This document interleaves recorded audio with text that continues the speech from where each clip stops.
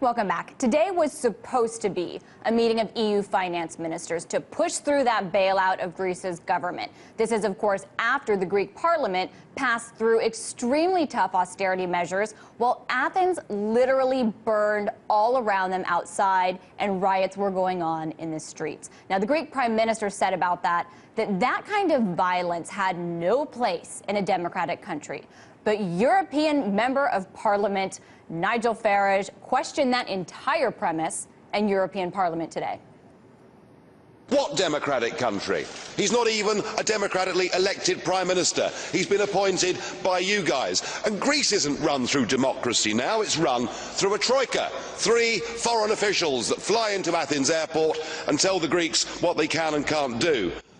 And the Troika has reportedly told Greek leaders it needs more assurances, and it's getting them. Antonis Samaras, a very influential Greek member of parliament, wrote a letter to Troika creditors committing himself to austerity. This is after he alarmed Eurozone leaders when he said he may seek to renegotiate the terms of the bailout after elections.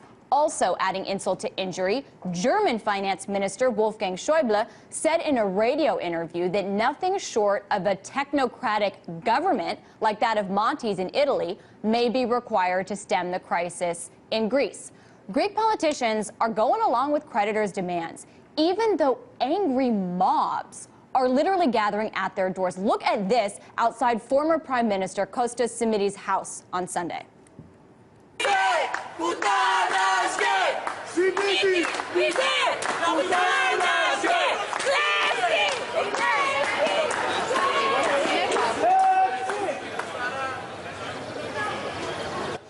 They were calling him a traitor, other names too. Meanwhile, look at this Greek national poll conducted this month. It shows the influence of various political parties in Greece. We want to focus on that 3%.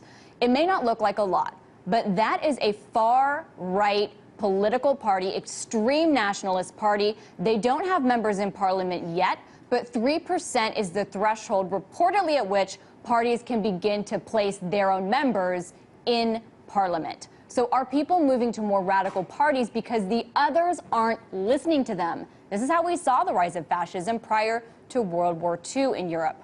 I asked MEP Nigel Farage about this earlier. Take a look.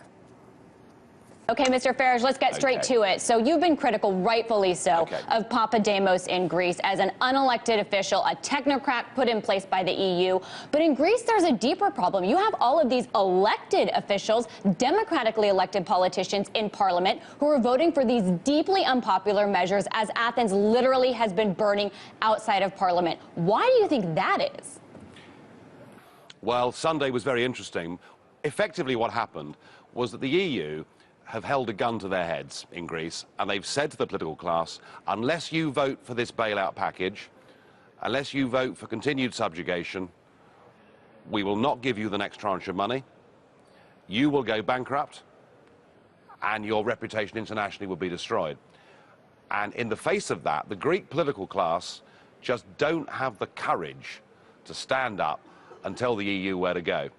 And, you know, I can see why. I mean, for a country to go bankrupt, to face a devaluation going back to the drachma of perhaps 60 or 70%, it is a difficult thing to do. But I'll tell you this, if they don't do it, they're going to die a different kind of economic death, because the Greek economy is contracting now at an accelerating rate that has now reached 7% per year. Yeah, absolutely. It's in a depression. It's been 5 years that they've had, they've seen a contraction of growth. You have, though, Greek MPs, for example, like Samaras, who's seen by some as possibly the next prime minister, who backpedals away from the electorate every time there's pressure from the EU or from the Troika put on, which you've kind of spoken to. But what's interesting is you have politicians acting against their electoral interests, jeopardizing their re-elections, which is unusual for a politician. What's in it for them? Yeah, it is a funny one, isn't it? I mean, you simply can't think of Greece as a normal democratic country. It is not a democratic country. You know, its prime minister is a puppet who was put there to dance to the tune of the European Union. We have a troika where we have 3 people that come in, unelected bureaucrats, one from Washington, from the IMF, one from the European Commission, another from the European Central Bank. They're the people, effectively, that are now running Greece.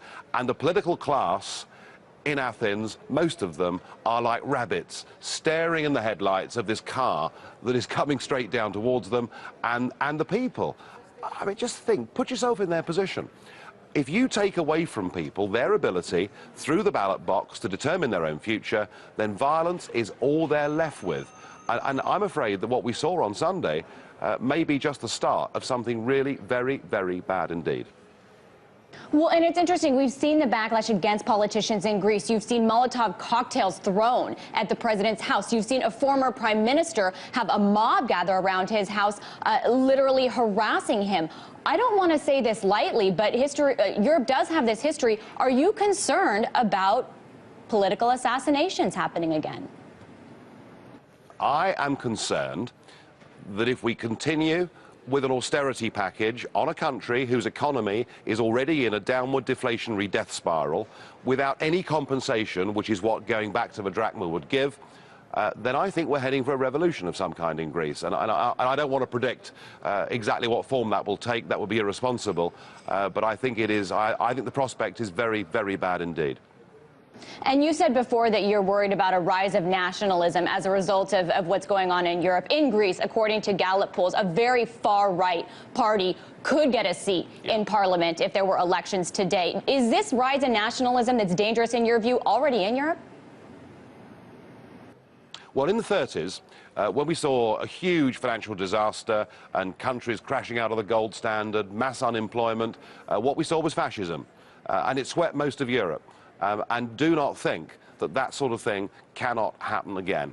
I am very worried about it, and that is why I've always been looking for democratic solutions. I've always believed that if you are going to form a new United States of Europe, you can only do so through free and fair referendums, only do so through consent, and that consent has not been given.